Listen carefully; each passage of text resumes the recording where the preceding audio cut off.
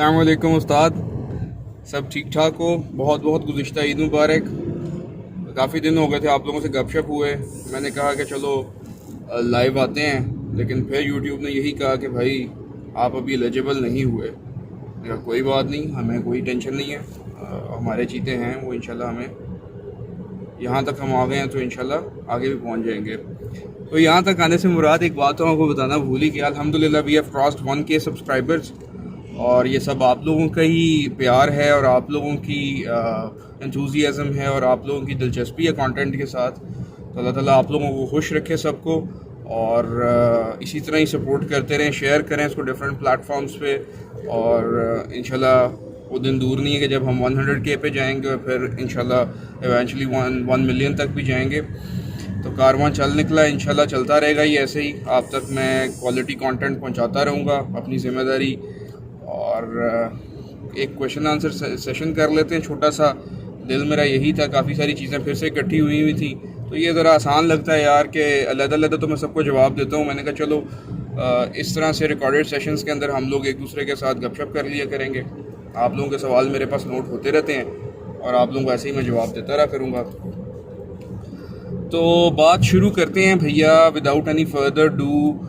कि सबसे पहले तो मुझे एक माजरत करनी है। एक कमेंट आया मुझे कल परसों के, जी आप बोलते हैं ऐसे कि आ जाओ मैं ये दिखाता हूँ तुम्हें और तुम ऐसे कर लो और तुम ऐसे कर लो। उसके लिए मैं माजरत हूँ यार, क्या है, try to be a bit casual with you people, ताकि एक हमारा आपस में प्यार मोहब्बत दोस्ती वाला रिश्ता बने। तो बाकी ये है कि अगर किसी की दलाजारी हुई है तो मैं आई बी केयरफुल इन फ्यूचर, मैंने उस पर भी कह दिया था। और सेकेंडली अगली बात ये है कि काफ़ी सारे लोगों ने मेरे से सवाल करते रहते हैं कि भाईजान आप फ़लाना पार्ट चाहिए हमें या फ़लानी चीज़ चाहिए, या आपकी वर्कशॉप कहाँ पे है, हमने अपनी गाड़ी का ये काम करवाना है वो काम करवाना है। तो उनके लिए ये बात है कि भाई मैं पहले भी बता चुका हूँ, मेरी कोई वर्कशॉप नहीं है। हाँ मेरे पास टीम है, मैं लाहौर के अंदर बेस्ड हूँ, तो मैं अच्छे इलेक्ट्रिशियंस को मैंने सॉर्ट आउट किया हुआ है, अच्छे मैकेनिक्स को, अच्छे डेंटिंग एक्सपर्ट्स को, अच्छे पेंटर्स को, इन सबको मैंने सॉर्ट आउट किया हुआ है।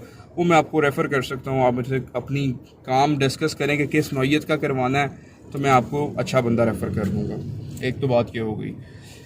इसके बाद ऑन टॉप ऑफ दैट लोग बात करते हैं जी कि आप गाड़ियाँ सैलवेज मंगवाते हैं और आप हमसे कॉस्ट डिस्कस करें। मैंने पिछले सेशन में भी कहा था कि मैं अपने अब के आइंदा जितने भी हमारे प्रोजेक्ट्स आएंगे उनके ऊपर मैं इंशाल्लाह ताला आप लोगों को कॉस्ट भी साथ साथ बताऊंगा, या डिस्क्रिप्शन के अंदर कॉस्ट लिख दिया करूंगा कि ये गाड़ी हमें जापान से कितने की मिली और कितने की इसकी पोर्ट एक्सपेंसेस बने और कितने इसके रिपेयरिंग एक्सपेंसेस बने, और ये हमें फाइनली कितने की इसकी जो फाइनल रेडी कॉस्ट है वो कितनी आई।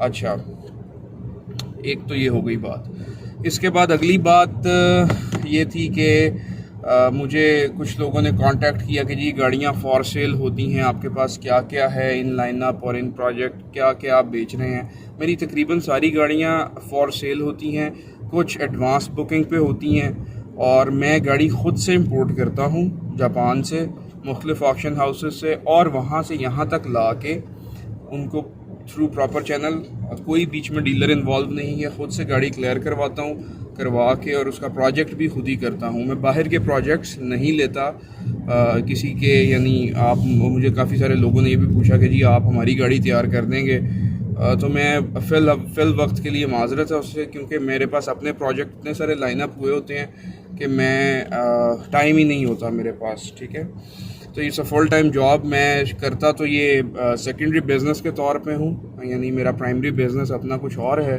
मैं ऑटो स्पेयर इंडस्ट्री से रिलेटेड हूँ, मैन्युफैक्चरिंग यूनिट है मेरा छोटा सा एक। तो ये काम तो मैं ऐसे शौकिया शुरू किया था और बस ये शौकिया चलते चलते कारवां बन निकला कि अपना वो था। बाकी ये है कि आइंदा कभी टाइम मिलेगा तो ज़रूर मैं अनाउंस करूँगा कि अगर हम प्रोजेक्ट्स ऐसे या हम अपनी फैसिलिटी बड़ी कर रहे हैं। मेरे पास असल में जगह ही अपनी नहीं है कि मेरे पास मैकेनिक्स दूसरे मैकेनिक से काम करवाना, तो वो थोड़ा डिफ़िकल्ट हो जाता है। ठीक है, तो अभी के लिए इससे माजरत है आप लोगों से। और जितने प्रोजेक्ट्स मैं करता हूँ वो सारे फॉर सेल होते हैं। एक दो लोगों ने सवाल किया जी कि आप लोगों को बता के बेचते हैं, तो भाई मैं तो लिंक दे देता हूँ यूट्यूब का, जिस तरह से आप लोग सारे देख रहे हो इसी तरह लोग जो मेरे से गाड़ी खरीदने आता है, जो WXP वाइट फील्डर है, वो that was our first project sold through our channel. तो उसके बाद जितने भी लोग मेरे पास कोई गाड़ी देखने आते हैं, मैंने वीज़ल बेची है और तकरीबन जो गाड़ियाँ आती हैं वो सारी बिक जाती हैं, स्विफ्ट बिक गई, ये सब लोगों ने प्रोजेक्ट्स देख के और ओके की थी गाड़ी, तो किसी से कोई चीज़ छुपाई नहीं जाती, क्योंकि इनिशिएटिव ही यही है ऑनेस्टली कि लोगों को देखें। बात ऐसे है कि हर बंदा किसी न किसी कैपेसिटी में कोई ना कोई काम कर रहा है अपने दुनिया बनाने के लिए, अपने बाल बच्चों का पेट पालने के लिए, फाइनेंशियल नीड्स पूरे करने के लिए। तो जो भी आप काम कर रहे हैं उसके अंदर अपनी कैपेसिटी में कोई ऐसा काम ज़रूर करना चाहिए, जिस भी बिज़नेस या जिस भी फील्ड से आप रिलेटेड हैं। रोज़ी रोटी तो अल्लाह ताला ने वादा किया देने का। हाँ, जो मामलात हैं ना आपके हकूकुल इबाद जिनको कहते हैं, उनके लिए ज़रूरी है कि जिस भी कैपेसिटी में आप कोई नेक काम करें, तो आप जिस भी कैपेसिटी में काम कर रहे हो, तो इससे बढ़ के नेकी क्या होगी कि आप उसके अंदर फेयर होकर लोगों के साथ चलो, या जितनी आप खिदमत कर सकते हो पैसे ज़रूर कमाएं, इससे किसी ने मना नहीं किया, जायज़ मुनाफा लेना चाहिए। आप मेहनत कर रहे हो तो आपने भी आखिर कमाना है, तो आपने अपना घर बार चलाना है। लेकिन उसमें उस कैपेसिटी में अगर आप लोगों की रफ़ाए आमा का थोड़ा सा काम कर दें, या आपको जो ऐसी बातें पता है जिससे अवाम परेशान है और आप वो मसला हल कर दें, तो इसी काम को करते हुए ये आपके लिए इबादत का दर्जा भी ले जाएगा। ठीक है, तो मेरा इनिशिएटिव भाई सिंपल सा ये था, इंथुजियाज़म था, गाड़ियों का शौक़ था, काम करना शुरू किया। इंपोर्ट तो सारे लोग ही कर रहे हैं, मैं सब किसी को भी गलत नहीं कहता, हर बंदा अपनी कैपेसिटी में बहुत अच्छा काम करे। मेरे से बहुत बहुत पुराने लोग हैं और बड़े फेयर लोग भी इंडस्ट्री में मौजूद हैं। चंद काली भेड़ों की वजह से हम ये नहीं कह सकते कि ये इंडस्ट्री ही बदनाम है। गो के ऑटो डीलिंग जो है ये माफिया बन गया हुआ है, कि लोकल जो मैन्युफैक्चरर्स हैं जिस तरह सुजुकी, होंडा, टोयोटा, ये तो माफिया है ही हैं। हमारे डीलर हजरात की भी हवा मार्केट में अच्छी नहीं होती। ठीक है, लेकिन चंद बुरे लोगों की वजह से आप पूरी एक चीज़ को बुरा नहीं कह सकते। ठीक है, तो भाई बात ऐसे है कि मैंने अपनी कैपेसिटी में ये एक इनिशिएटिव लेके शुरू किया कि लोगों को जो बातें मुझे पता हैं वो मैं लोगों को बताऊं, और लोगों तक ये नॉलेज पहुंचे। लोगों के पास जो नॉलेज है वो मेरे से शेयर करेंगे। मैं बहुत सारी जगहों पे गलत हूँ, या बहुत सारी जगहों पे मुझे ऐसी बातें नहीं, लैक ऑफ नॉलेज होता है, मुझे लोग करेक्ट करते हैं, and I welcome those comments और those corrections with open heart. ठीक है, ये लर्निंग प्रोसेस है। मैंने पहले भी शुरू में इंट्रो में कह दिया था कि ये लर्निंग प्रोसेस ये तो चलता रहेगा। ठीक है, तो इस वजह से ये बिल्कुल नहीं है कि मैं किसी से कोई गलत बयानी करूँ। हाँ, मैं गाड़ी मंगवाता ही सैल्वेज हूँ, क्योंकि ग्रेडेड गाड़ी मेरे प्यारे दोस्तों ये सस्ती मिलती ही नहीं है। ठीक है, अगर आप पर सीसी के लिहाज से ड्यूटी स्ट्रक्चर डिफाइंड है हमारे मुल्क का, तो जब आप एक सैल्वेज गाड़ी मंगाते हो या ये आप एक यूज गाड़ी मंगवाते हो जिसको आप लोग ग्रेड वाली गाड़ी बोलते हो, वो गाड़ी कस्टम ड्यूटी की नज़र में सेम है। आपको यानी वही ड्यूटी पे करनी है एक ठुकी हुई गाड़ी के लिए और एक साफ़ सुथरी यूज गाड़ी के लिए। तो लेट्स टेक एन एग्जांपल कि हम लोग एक वीज़ल इंपोर्ट करते हैं, और 2018 मॉडल का वीज़ल का जो आजकल अप्रॉक्सीमेटली ख़र्चा आ रहा है विद ऑल डॉक्यूमेंट्स इंक्लूसिव और क्लियरिंग फ़ीस और पाकिस्तान कस्टम्स की ड्यूटी और लोकल गवर्नमेंट के टैक्सेस सब कुछ डाल के, it's approximately costing around 21 lakh. तो आपने 21 लाख रुपया तो देना ही देना सरकार को। ठीक है, और उसके ऊपर आपने गाड़ी कितने की खरीदी है ये टोटली आप पे डिपेंड करता है। अब आप ये ग्रेडेड गाड़ी खरीदते हो तो डोंट यू थिंक कि एक अच्छी यूज्ड गाड़ी जापान में भी 25 लाख रुपए से कम होगी? कभी भी नहीं होगी, इतने की मिलेगी आपको। ठीक है, जब 25 लाख की आप एक गाड़ी खरीदोगे और 21 लाख आप उसके ऊपर ड्यूटी दोगे तो वो कितने की पड़ेगी आपको गाड़ी? That car is costing you around 46 lakh. और जब 46 लाख की वो आपको पड़ेगी पाकिस्तान आके, उसकी यहाँ पे आके डिटेलिंग भी कराओगे, सफाई सुथराई कराओगे, चलो आप 46-50 कर लो, ग्लास कोटिंग भी करा देते हैं हम बीच में। 46,50,000 रुपये की जो गाड़ी आपकी ग्रेड वाली आती है तो वो बिकेगी जाके कम से कम 50 लाख या 51 लाख पे बिकेगी। तो आपको फ़ायदा ना कि आपने 4.6 मिलियन की इन्वेस्टमेंट की है, जिस भी डीलर ने मंगवाई है वो गाड़ी। तो भाई वीज़ल 50 लाख रुपए में या 52 लाख रुपए में कौन लोग ख़रीदते हैं? कोई भी नहीं ख़रीदता। ठीक है, एवरीवन ट्राइज कि मुझे वीज़ल सस्ता मिले या कोई भी गाड़ी सस्ती मिले मुझे मार्केट में, तो मार्केट के कंपटीशन को बीट करने के लिए सैल्वेज गाड़ी उठाई जाती है। सैल्वेज गाड़ी में राइट ऑफ हुई हुई गाड़ियाँ होती हैं। अगर आप में से बहुत सारे लोग बाहर गए होंगे दूसरे मुल्कों में, उन्होंने देखा होगा कि वहाँ की पॉलिसीज़ होती हैं कि रोड सर्टिफिकेशंस होती हैं, फिटनेस होती है कि गाड़ी अगर इतनी लग गई है तो उसको राइट ऑफ कर देते हैं, उसको उस गाड़ी के रोड लीगल रहने ही नहीं देते वो लोग। एक रीज़न ये होती है गाड़ी के सैल्वेज होने की। दूसरी रीज़न ये होती है कि वहाँ की इंश्योर्ड गाड़ियाँ होती हैं, इंश्योरेंस स्ट्रक्चर इतना स्ट्रॉन्ग है या इतना हावी है उन लोगों के ऊपर कि वो जब भी गाड़ी लगती है तो इंश्योरेंस तो लाजमी हुई होती है गाड़ी की। तो उन लोगों की चूँकि इकॉनमीज स्ट्रॉन्ग हैं और वो लोग अमीर मुल्क हैं और उनके पास पैसा है, वहाँ के इंटरेस्ट वाला सिलसिला जिस तरह से हमारे यहाँ पे एक कह लें आपके डाउनग्रेडेड किस्म की और एक बड़ी मफलूकुल हाल किस्म की इकॉनमी नहीं है उनकी, तो वो लोग बॉदर नहीं करते कि अगर एक गाड़ी डैमेज हुई, वो कहते हैं यार जितने इंश्योरेंस पे हमने पे ऑफ करना है, कुछ परसेंटेज देनी है, तो हम लोग कुछ लमसम पे ऑफ करके गाड़ी नहीं ले लेते हैं। वो इंश्योरेंस कंपनियाँ जो हैं वो गाड़ियाँ, उन्होंने एक इंडस्ट्री बनाई हुई है, वो लोग ये गाड़ियाँ गरीब ममालिक में हमारे जैसों में भेज देते हैं। श्रीलंका, ये अफ्रीका, कीनिया, युगांडा, सूडान, इस तरह के मुल्कों के अंदर ये गाड़ियाँ रीफब, जिस तरह से रीफब इलेक्ट्रॉनिक्स आती हैं, इसी तरह रीफब गाड़ियाँ सैल्वेज आ जाती हैं। कुछ वहाँ पे रीफब भी होती हैं। वहाँ पे चूँकि लेबर महंगी है, लोग वहाँ पे प्रेफर नहीं करते करवाने की, यहाँ पे ही की जाती हैं। पार्ट्स वहाँ से ख़रीद लिए अगर सस्ते मिल रहे हैं। ये तो कबाड़ की मार्केट में आपको एक दिन किसी दिन कबाड़ खाने भी लेके चलूँगा, जो हमारे कबाड़ मार्केट हैं, जिस तरह से बिलालगंज है, शेरशाह है और सुल्तान दफू है, जैसे ये सेकेंड हैंड पार्ट्स मिलते हैं, वो आपको दिखाऊँगा कि कैसे आते हैं और उनके ऊपर एक पूरा हम लोग वीडियो सेशन करेंगे, ठीक है। तो ये सिलसिला है।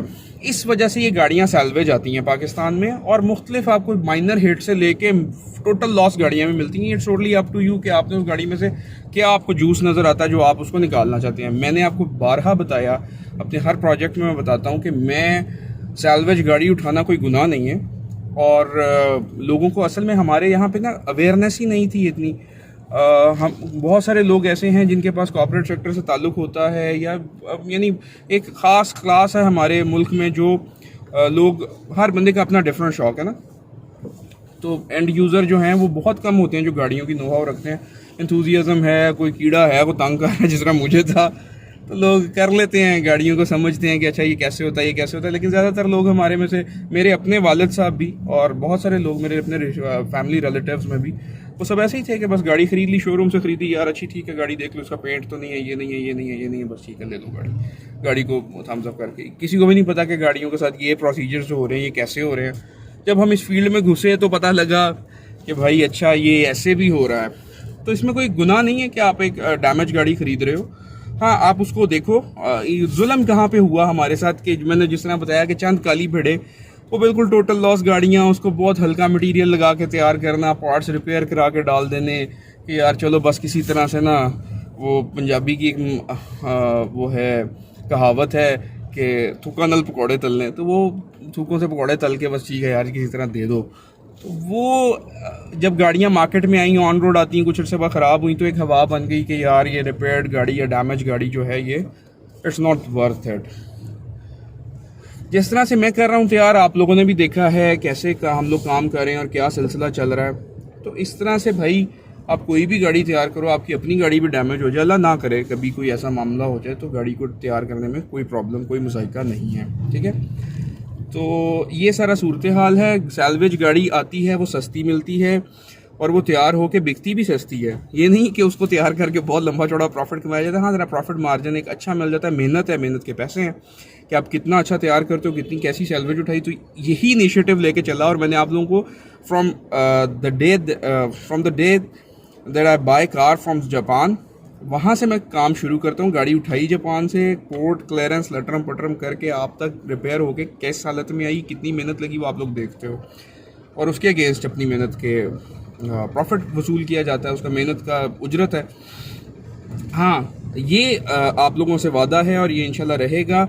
जब तक ये रहेगा तब तक हमारा साथ है, जब नहीं होगा तो आप लोगों को खुली इजाज़त है कि आप लोग मुझे कंप्लेन करें और बेशक छोड़ जाइएगा, कोई टेंशन नहीं है। ना देखिएगा कि जो चीज़ कमिट की जाती है वही चीज़ डिलीवर करता हूँ मैं। No meter tampering, no airbag के मुतालिक कोई नो एयरबैग टेम्परिंग और किसी किस्म की भी कोई दो नंबरी नहीं। जो चीज़ है वो एग्जैक्ट दिखाओ। आपको कुछ बचता है उसके ऊपर तो आपकी किस्मत है, नहीं बचता तो फ़बेहा कोई मसला नहीं है। तो it's part of game, business के अंदर कभी लॉस भी हो जाता है, कभी प्रॉफिट हो जाता है, लेकिन ये करके झूठ बोल के अपना रिस्क हलाल से हराम करना, I am not part of that kind of shitty stuff, ठीक है। तो मेरा ख्याल है आज के लिए इतना ही है। किसी की मेरी वजह से दिल आज़ारी हुई हो या कोई ऐसा मामला हो, मैं एक दफ़ा दोबारा माजरत खाऊँ। मेरा सिर्फ एक थोड़ा कैजुअल सा स्टाइल है यार, कोई फॉर्मल स्पीकर तो मैं हूँ नहीं, और ना ही हम कोई ऐसा कोई फॉर्मल चीज़ चला रहे हैं। आप लोगों तक एक अपनी काविश लेके आ रहा हूँ, और उम्मीद है आप लोगों को बहुत फ़ायदा भी हो रहा होगा। जो भी रिपेयरिंग का स्टाफ, जो कुछ मेरी नज़र से गुजरता है, जो प्रोजेक्ट्स मैं करता हूँ, उसमें भी बहुत कुछ सीखने को मिलता है। मुझे बहुत कुछ मिलता है, तो यकीनन आप लोगों को भी मिलता होगा। और जो कुछ ना समझ आ रहा हो, आप मेरे से खुल डुल के पूछो। फ़ोन नंबर मेरा अवेलेबल है, मुझे जब मर्ज़ी कॉन्टैक्ट करो। आपका भाई आपके लिए हाजिर है, भाई हाजिर है हर वक्त। और अपनी दुआओं में ख़ास तौर पर मुझे याद रखिए। और फिर एक दफ़ा अल्लाह ताला आप लोगों को आसानियाँ अता फ़रमाए और आसानियाँ तकसीम करने का शर्फ़ अता फ़रमाए। अल्लाह हाफ़िज़।